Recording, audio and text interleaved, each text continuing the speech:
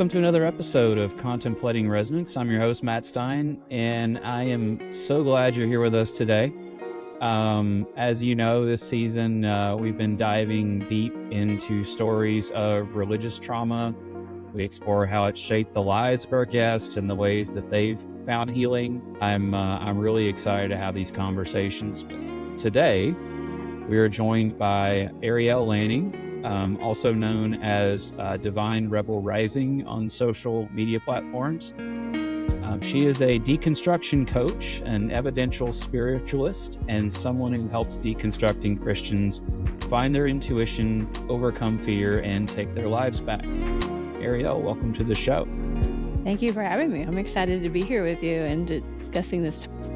Fantastic. So can you tell our listeners a little bit about what you do and your background? Sure. At the moment, I'm really working to develop a one-on-one coaching program that will help people somatically and analytically explore all the reasons or healing modalities that can help rearrange the subconscious belief systems that we download during Christian upbringing and determine for themselves what is now their truth. And that happens healing the disconnection between mind and body, really reestablishing our ability to hear our intuition and rejoining our body in this day-to-day life, learning how to feel feelings and process them in a healthy moment-to-moment basis. So how'd you get there?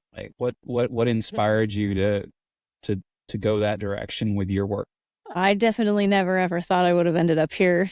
That's for sure. I actually was raised Mormon, LDS, but we kind of fell off when my family hit hard times in my teens. And I didn't go after high school, but I still was very Christian, and I considered myself Mormon because I did believe in the Book of Mormon still, but I didn't follow the church. I had a big falling out with my own life and my own standards and kind of everything I was doing. I was in college and modeling and singing and living on my own and working 3 jobs. And I had a crush on a girl, and I ended up leaving my high school sweetheart for her and just kind of embodied this unworthy sinner lifestyle where I just became the party girl, lost my jobs, left college, and really let that subconscious belief kind of take over. And I ended up getting really sick. That high school sweetheart that I left ended up committing suicide, and that took a big toll on my health. And I was spiraling worse and worse until I ended up getting pregnant, and the pregnancy healed everything that was physically wrong with me. So I kind of thought, at the time, God gave me a second chance, and I became, super Christian mom and tried to start figuring out again how I could make sure my child was never became me, never became the brain that I had. So I started yoga to work on mindset and help with anxiety, because I had suffered from anxiety and depression for years on years. And then I did my first yoga teacher training, and then my obsession with learning kind of just spiraled from there. Once I really learned how trauma stores in the body and how to feel a feeling without becoming it, and how to stop feeling shame, and how to hold more concepts than black and white and right and wrong. And for a while, I was really obsessed with trying to merge the two. Every morning I'd get up and I'd read my Bible, and then I'd do my yoga. And I was reading it from front to back because I was like, I'm going to prove to myself and my family members that I can't find a single thing in here that says yoga is the Antichrist, because that's what my family members started posting when I became a yoga teacher. Got it. And I was just kept going through there. And then all of a sudden, I kind of really started recognizing that the one thing that couldn't go along with the way that our anatomy works and the way our neuroscience works was the hateful aspects of spirituality. So anything that has to do with fear-based teachings, sinner concepts, hell, demons, they don't support a healthy anatomy, which means you can't be empathetic and Christ-like if you have those active in your system. So you can't, unless you have a healthy nervous system, you can't be somebody who's Christ-like. And that really inspired me to study more about it. So since I did believe in a source energy of some kind, I just didn't believe in an angry white unhealed male jealous man in the Right. sky. Right. I studied under a new teacher. I found her. She has a PhD in psychology, and she's the president of the International Remote Viewing Society. And I started studying under her, and I've been under her for a couple years now. And through that, I got to experience energy and source in a whole new way and deconstruct my fear of demons and what rests on the other side, being guided how to maneuver in that world and really learn. And it removed all the fear, and it was so fascinating because she takes it from such a tangible approach, and I even helped her find a missing person, and we worked on a remote viewing case together. It really opened the door of possibility, and then like the science of anatomy and everything really closed the door on any hate or discriminating beliefs, and that they cannot coincide. They're not of God. I mean, they're not of source energy. I don't know if a lot of my audience is familiar with remote viewing, and to be honest, I'm not that familiar with it either. So can you go into that a little bit? Sure. So it's actually really technical. It's much more technical than you would think. We have pages and pages of work that we actually have to use, and you find a target. Usually there's a number attached to it, and then you have to hone in. You learn how to channel your third eye to the target number and then observe your surroundings. It's sometimes using like putting your feet on the ground where your target is. Sometimes we use dream work, like saying we're going to dream about target 54, and then that night we'll have a dream that correlates with the missing target. But or if we're actually working on a case. If we're not actually working on a case, my teacher would have targets that she'll then show us in class. But it's one of the most fascinating things of this work is that the government actually uses it to find. They have, like, she's been hired to find people like war criminals, and some of the people that are on these remote viewing groups, like there's many people who will work on one. So you'll have like 20 entries, and then you combine them all down and you put what similarities they have and group up the colors and the atmosphere and the location that they're all describing. But these people have like PhDs. They are people who have like continuously learned and then discovered that there's so much more than we could even touch. And so they just like, then they're in that field. So that was one of the most fascinating things I found out, was like all these people had like PhDs. They were professors and doctors and psychologists and FBI officials. Like, it was really cool. Right. So yeah. basically it's finding missing things Yeah, no, that makes a lot of sense. So basically you're putting a focused intention like into, I guess, what I these days call the collective unconscious. Like, yeah, it goes out and then brings back to you something, right? So you need a lot of people because you're going to get a lot of different somethings, and I assume you're kind of like trying to reconstruct what you're trying to do from all the different inputs from all the different people who are receiving information. Is that right? Yeah, and you're like all the similarities. So then you'll find, like in the one that I worked on, where I actually went to the location to help get pictures back to my teacher, was everyone had train tracks and these cabins in these woods, and we pinpointed this one street, and then from there she was able to locate the body and Got it. and tell her mom of the missing person. Got it. Yeah.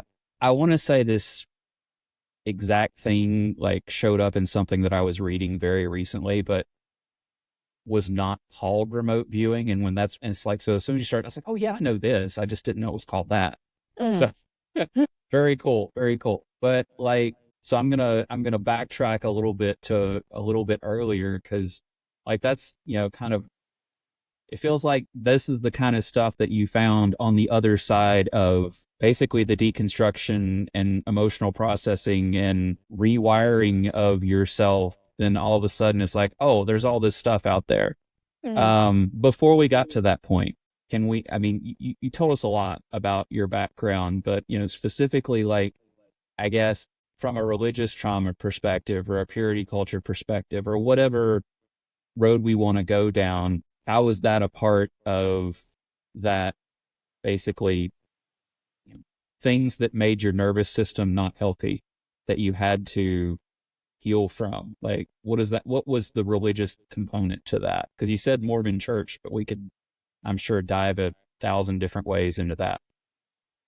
So, yeah, like you said, there's 1,000 different ways that the religious perspectives can come in and affect the subconscious.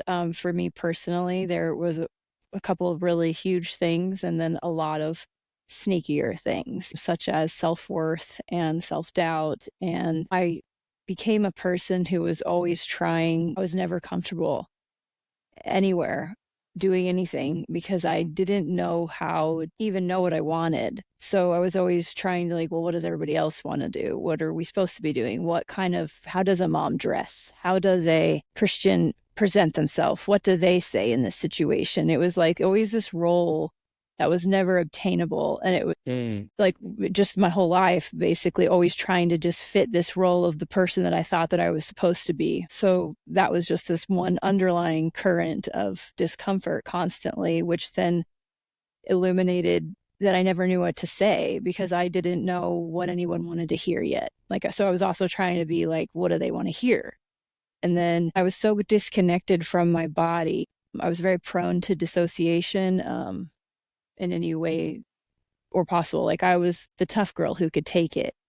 So in that, I always took myself into situations that people were really cruel or unkind because I acted unbothered by them. And it took me a long time to be able to recognize that the hateful stuff that I was putting up with was actually storing in my subconscious and repeating, and that's what I would really think that I was, what people called me or said. Also, when I left my boyfriend for the female, I carried the guilt of his downfall so badly that I became incredibly physically ill. And I do believe the two were tied. And it was like tied to also like this underlying fear of this is my pain for hurting someone. Everything was like, it was your fault because you did this. Everything was a punishment. There was no lessons being learned because I was just this like a happenstance victim because life is hard and God is testing you. And life can't be good because it's a test and you're here to learn through punishment and trials. I didn't really know joy until my daughter was born. And I knew that I wanted her to know that and never become my brain. So that's when I started seeking to learn what kept me from joy. Yeah, it's really, I don't know, I never fail to see the irony that the thing that is supposed to be giving us this, unspeakable joy is the thing that makes it impossible to obtain. Like the thing that we say is the most important thing is the thing that's actually hurting us the most. Mm-hmm. And it's fascinating too, because even in narcissistic relationships, it's the exact same, which is when I really started tying the effects to narcissistic abuse and Christianity. They kind of have the same psychological outcomes. Interesting. Can you say more about that? So with a narcissistic relationship and a Christian, they're both trauma bonded to one another. So the Christian's trauma bonded to the church and their faith, and then the victim or the survivor is trauma bonded to the narcissist because of the chemical releases of highs and lows. So when you have these overstimulating highs, you get addicted to them, and then you have these overwhelming lows. And when you switch back and forth like that, you become trauma bonded in a way that it is 75% chemical, the resistance is. So you're having 75% of your ability to try to get away, even if you know you should. It's chemically telling you to stay. So it's like chemical addiction. Yeah. Because of the highs and lows, like the reward and then the punishment. Interesting. So, wow. I mean, I knew so much of, the way that contemporary Christianity is structured to manipulate you emotionally, like down to the chords in the music. I heard a song a couple days ago that drove me insane, but the music was so good. Mm. Like, I still got emotionally, like, lifted a little bit just because I couldn't not. It was what the music was designed to do to me, right? But like, to go further and say, oh yeah, that's not just that. It's a drug. It's a drug, and it has very specific effects, and you get addicted to that drug, which makes sense of, like, okay, and maybe you can tell me more, like, when you escape that environment initially, like, you're free. Technically, you're free, but you're not free because you're carrying all of that with you out. Right. And eventually you start looking for your identity and your purpose and all that stuff again. You realize, well, the only thing I ever knew that gave me that, in theory, is gone. Mm-hmm. And I don't even know how to find it. Like, I don't even know what I'm supposed to do to look for it. And so you start thrashing around looking for something. Was that what it was like at all? For me, no, because I thought it made spirit bigger. It made God bigger. The direction that I went didn't take it away and turn it into atheism. It expanded the concept of God entirely. Okay, gotcha. Yeah. So I did the other, what you just said. Like, I came out and I basically went as far as I could the other way spiritually, like, to where, like, for a few years, like, to me, spirituality was not a thing. It was just not interesting. It wasn't on my radar until all of a sudden it was. And I didn't know, like, okay, wait, like, do I go back to church? No, that doesn't make sense. Like, but where do you go to get that? And of course, people who read and listen to me know how I got where I, it's not impossible to find your way out of that, even thrashing about looking for something, but it's certainly painful to realize that, hey, the only thing I know how to fix this with is actually traumatizing to me. So what do I do? I really agree, and I think that's what part, like, I can just feel my heart center right now is, like, kind of throbbing. It wants to speak, and it's because one of the biggest things for me is that so many people think that when they're deconstructing Christianity, they have to deconstruct into atheism. They have to deconstruct into science, and nothing else is real beyond us. And it's not that we have to close it off. We just have to heal the version. Like in a narcissistic abuse relationship, when you get out, you can't just go, every single man is a narcissist, or woman, whoever you're dating, and never date again, right? You have to actually rearrange the subconscious to understand that there's healthy people out there, that you can still have what you want and need, but it's going to come in a different format, and you're going to have to do some work to be able to find them, because right now you're still resonating at that frequency of that they have some sort of truth to what they've said and taught you, right?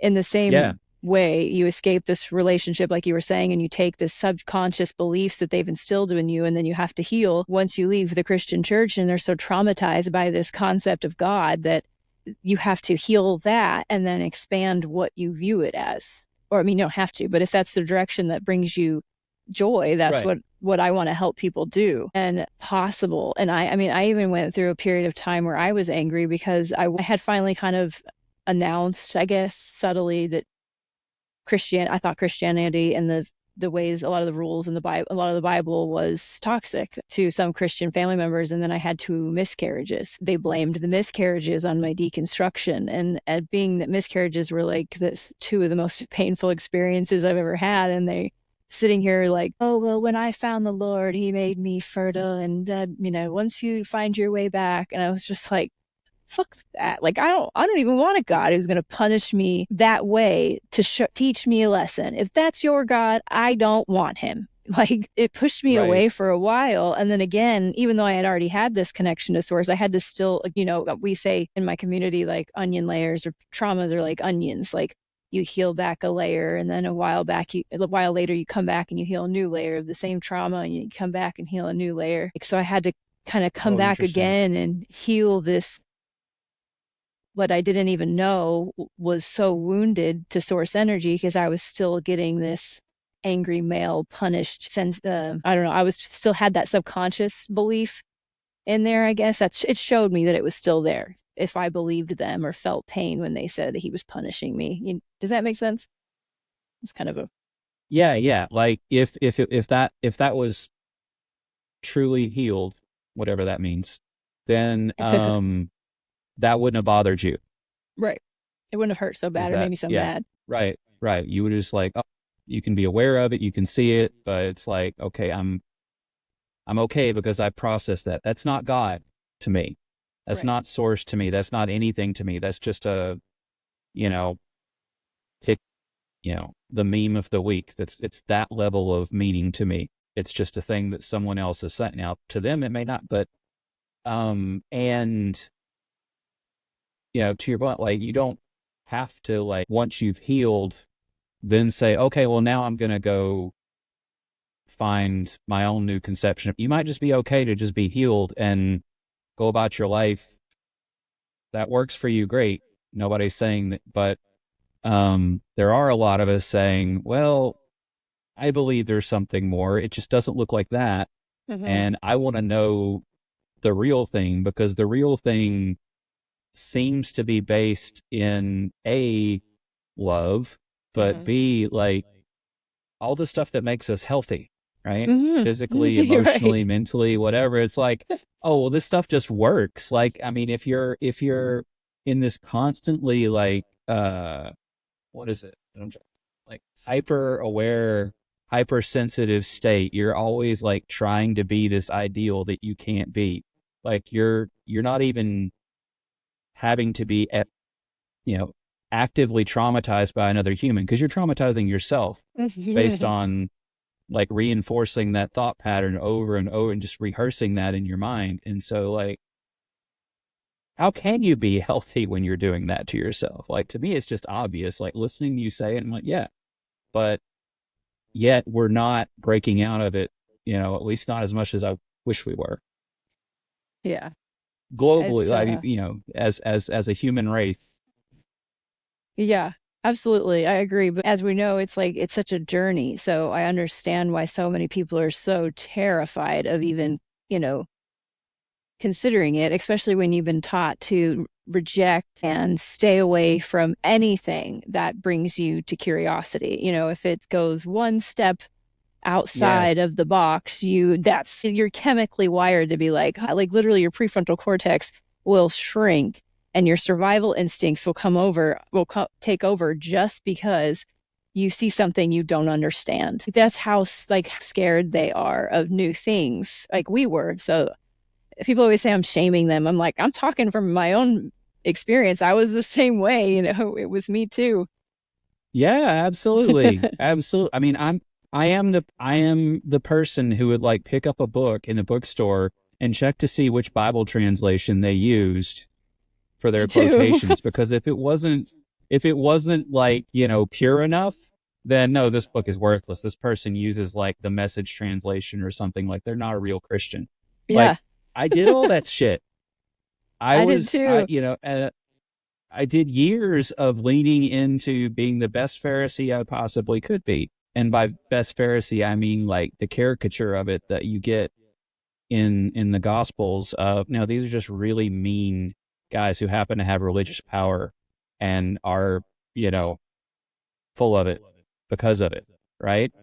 Because power, it's intoxicating, just like it's just another drug, like the drug that we were talking about a moment ago. So I guess maybe it's a good time to transition into like, all right, well, what does it look like to do this work, right? Like, okay, I hear you, I believe you, but I have no freaking clue how to rewire my, nervous system. I have no idea how to change my subconscious beliefs. I have no idea how to like be personally autonomous again. Like, I don't know what Hmm. any of that means. Yeah. So how do you get started? What does it look like? I think the very first step is learning to feel into your body because so many of us can't. And that comes sometimes with just somatic practices of feeling your right toe. Can you bring your awareness to your right toe? I remember the first time I was asked something like that, and it's just like, what do you mean?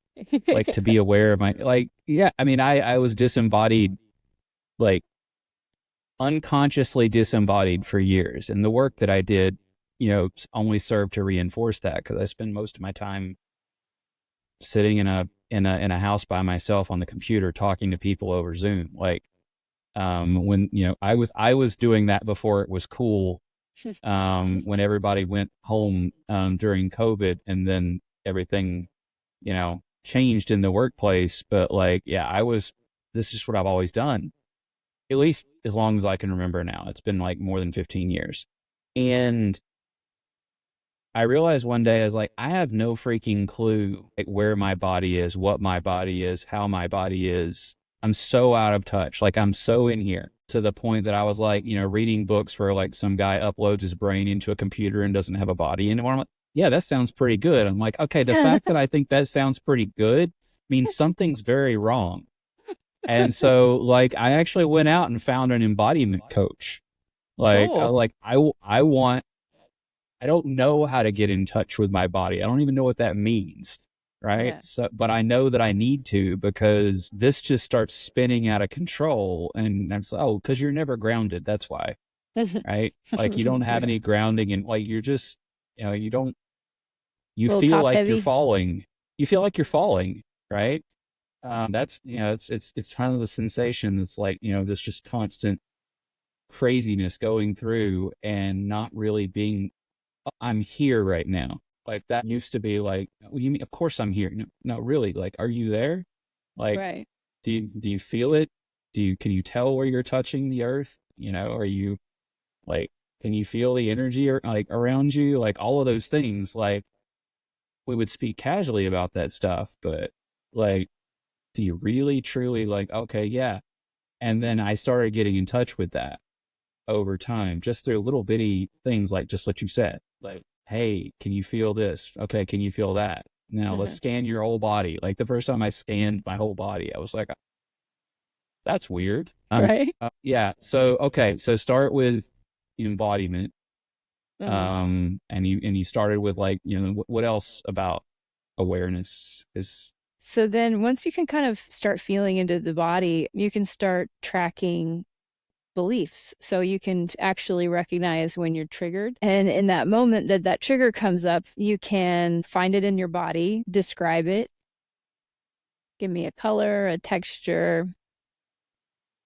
And sometimes if you can stay with it, you might get a memory, or you can ask it, like, when was the first time I ever felt this feeling? And you might get an age or a house that you lived in at age 5. And it will basically give you the orientation of it if you can stay with it long enough. And chemically, an emotion can only last 90 seconds. So if you can stay with it that long without adding any other thoughts to it and adding any more emotions to it, you can actually process an emotion with that in itself. But that also takes a lot of work, because like you said, the thoughts are always going, they're always moving, right? Which I actually think is another trauma response to Christians, because since they're so scared of their own thoughts and thinking the wrong thing, or inviting in something that's negative, or intrusive thoughts, or the devil, that was a death thought from the devil, they keep their thoughts moving rapidly fast, and so that they can focus them on whatever they want to focus them in on. But then we can't slow down enough to feel into the body, because as soon as you start to, your mind starts chitter chattering as fast as possible, right? yeah, So, yeah, yeah. yeah. So then you have to kind of slow down the mind, and that's possible with mindfulness and meditation. But all of them kind of work together, identify the belief where it's stored, and then feel our way through it. And as you do so, you tone your nervous system to feel safer in new circumstances. And the more that you prove to your brain that new things aren't scary, but actually and interesting, the more less resistance your brain will have into learning these new things. Got it. So help me connect something. If Mhm. Actually, that's not how I want to say it. So do um how come you need to go through the steps in that order? Like, why can't I identify that thing and connect to it before I connect to my body first? Like, why Oh, I can't I don't just do that with my mind?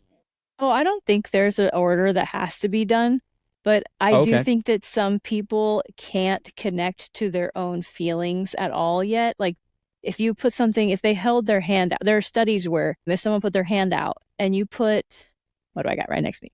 I got a big old crystal, right in their hand, they couldn't tell at all what was in their hand. They couldn't even tell you the texture of it.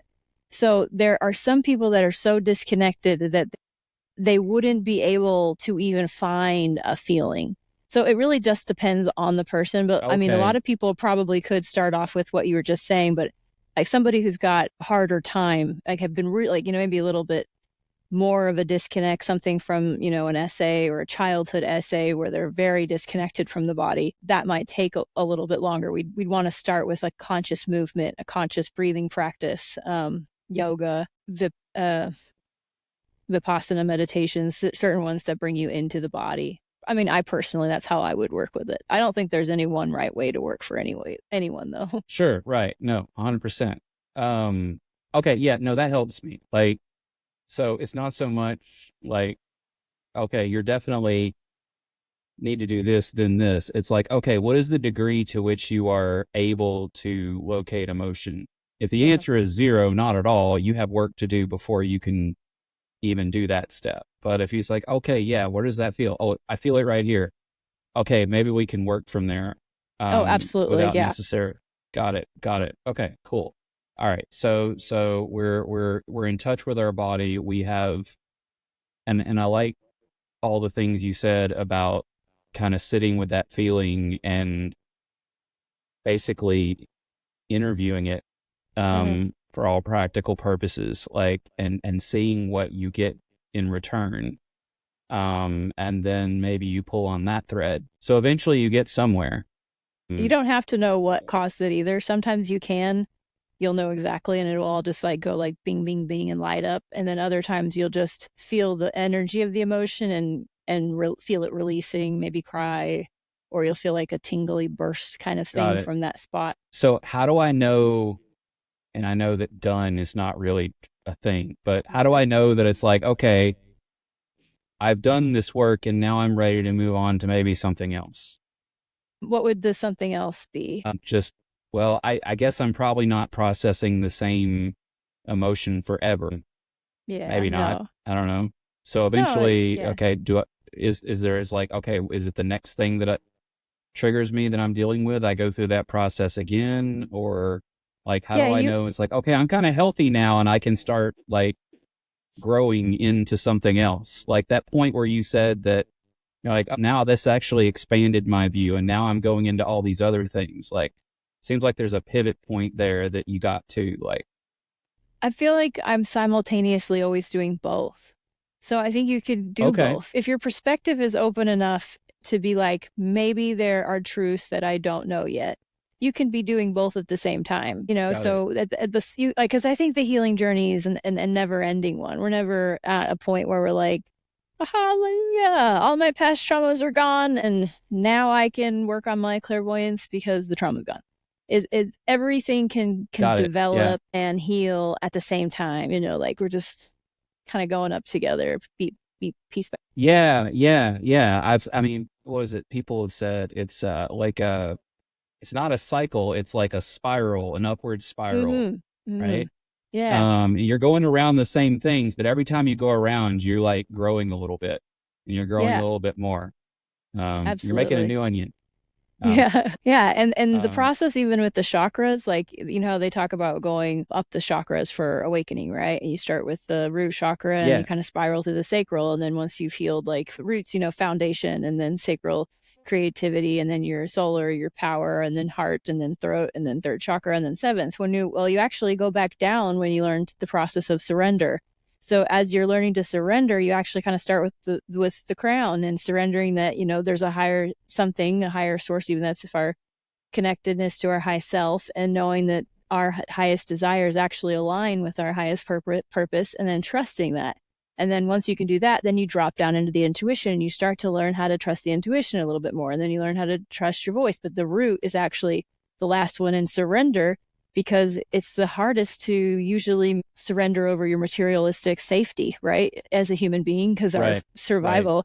So I think you actually just go back up and down the chakra as well. It's just like this never, up and down, through and round. We're never one Yeah, no, way or that checking makes things off the list. that makes a lot of sense. Yeah, that makes a lot of sense. Like it's almost like you have to make that journey upward, but then you have to go back down and integrate everything, and then you go up Mhm. again, and then you have to integrate everything. Yeah. Um, And my teacher, she says, and go ahead. go ahead.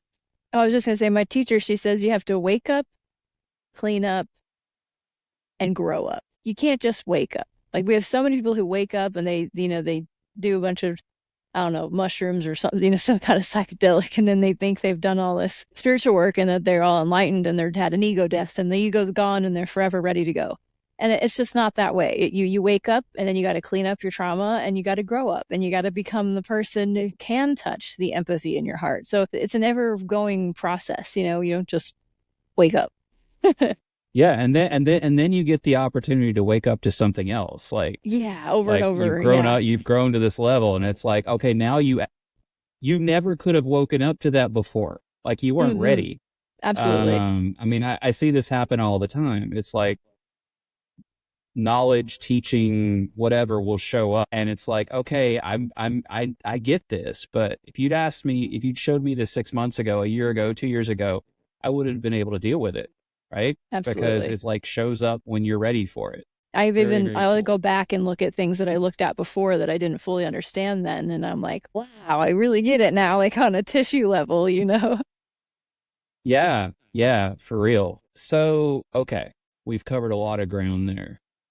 Um, let's make it like super basic. Like if you had like just, 3 steps to give somebody, it's like, okay, this will get you started, and then you go from there. It almost sounds like you would say, I'm gonna guess, there's obviously being in touch with your body is one. Um, being able to locate and identify emotion is another, and then being able to sit with that and learn from it, and then ultimately, I guess, wrapped around all that is like you're rinse and repeat. Like you're doing that thing over and over again. Like, is it really that simple? I know it's hard. Like simple is not easy. Yeah. It's not easy, but is it really that simple of a concept? Yeah, if you could grasp taking that and then going like, okay, well, what do I do to do that? Which if I could like subscribe something Okay. really quick to someone I barely knew, I wasn't going to work with them as a coach or something, I would say start yoga, start connecting to your body in a conscious movement and breath with somebody who learned from the Eastern tradition, not Western yoga. I would say if you're someone Got who's it. deconstructing Christianity and you wanted to expand your concept of Christianity, I would say read Seed of the Soul. And then the third one, I would try to walk you through how to feel at least one and process at least one emotion so you could understand really what that entails. And I think that would Got it. be a really beautiful start to getting in touch with your intuition and then just following it from there. Whatever interest in your intuition is like, oh, I want to learn that next or that. And I would say just follow that and you're on your way. Yeah, that sounds right to you. Like I might have come through slightly different basic practices, I guess, to get to that like cycle. But yeah, Mm-hmm. like I remember the point when it's like, oh, I want to go do that. It's okay to go do that. That's what you want to go do. That's going to help you grow. Go Yeah. do that thing. But like I started from like just some very basic stuff, like I don't remember which book I read on meditation, but it was the first book that like you're literally just focusing on your breath, Mm-hmm. and then when your attention wanders, it's okay. You just bring it back, and the more you do it, the less your attention wanders off.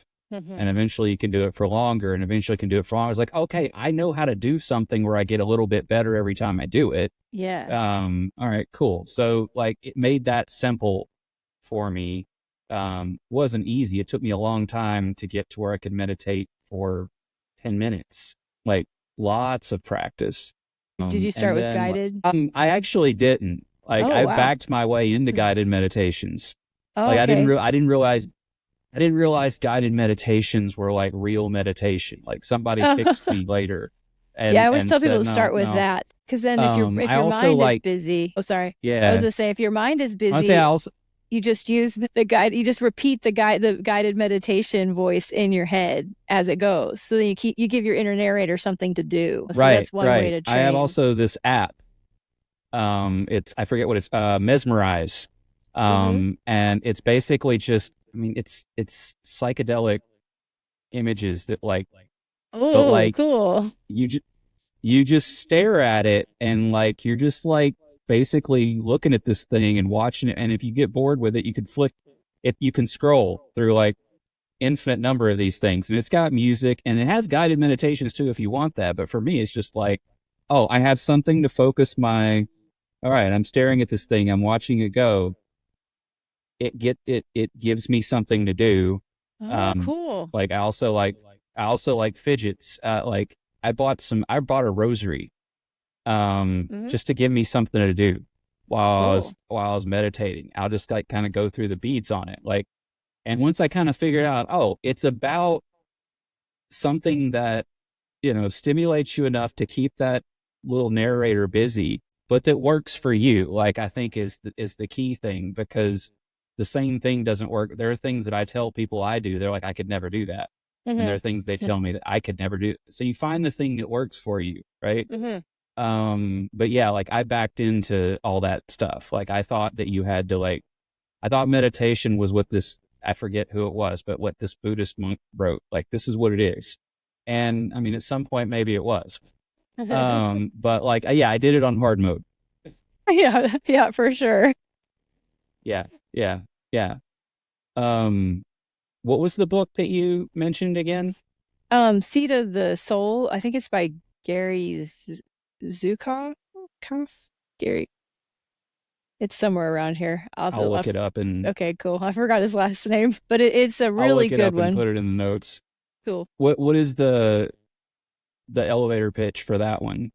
It's kind of basically like that the heart center is the seat of where the soul resides, and it helps expand the idea of God as opposed to shutting it down. It was one of those books that I was like, this is exactly what I needed to read when I was starting to get real confused. Like, what's going on? Why can't I have both? Yeah, okay. Yeah, gotcha. Yeah, it's interesting how you occasionally will find a book that's like, oh, this was written for me specifically. Yeah. I've got a couple on my shelf that are like that, where it's just like, oh my gosh, this person finally understands me. And then it's like, get out of my head. Yeah, I've got Very a good cool. couple like that as well. Well, we are coming to the end of our time. So I wanted to thank you for sharing. Like, I knew we were going to go all over the map, and we did. So thanks for traveling with me. The number of times that you've said something, I'm like, oh, cool. Like, I've got this laundry list of things I want to go learn more about. So Cool. very good. So like, if folks want to work with you or learn more from you, like what's the best way to do that? My one-on-one coaching page is getting launched, I think, this week. But if they want to reach out before that, they can get my link bio. There is my email, or it's just divinerebelrising@gmail. Okay. And reach out, and I can Very, give very them all cool. the details. Awesome. And you also, like, you post some of the most insightful but like quick, like that's the thing that I think I most attracted me to the reels that you do, is that like they're not very long, but like they're dense with information. So if you Well, want to thank learn you. a lot fast, Ariel's reels are a good place to go. I appreciate that. Yeah. Well, there's a reason I wanted to have you on. I've enjoyed it. Well, And I'm thanks so a lot glad that I for- was here. Yeah, me too. I'm glad we were able to get all the technical things to behave so that we could do the conversation. Well, thanks a lot for coming on, and to our listeners, thank you for joining us on this journey. If you enjoyed today's episode, please consider subscribing to Contemplating Resonance on Substack. That's where you get the full experience, because I do a newsletter in addition to the podcast, but you can also find us on Spotify, Apple, wherever you're listening to podcasts now. I've tried to make sure that we show up in all the places. You can also follow us on Instagram, and that is contemplating.resonance. You'll see all of the upcoming episodes coming through there. And until next time, stay resonant.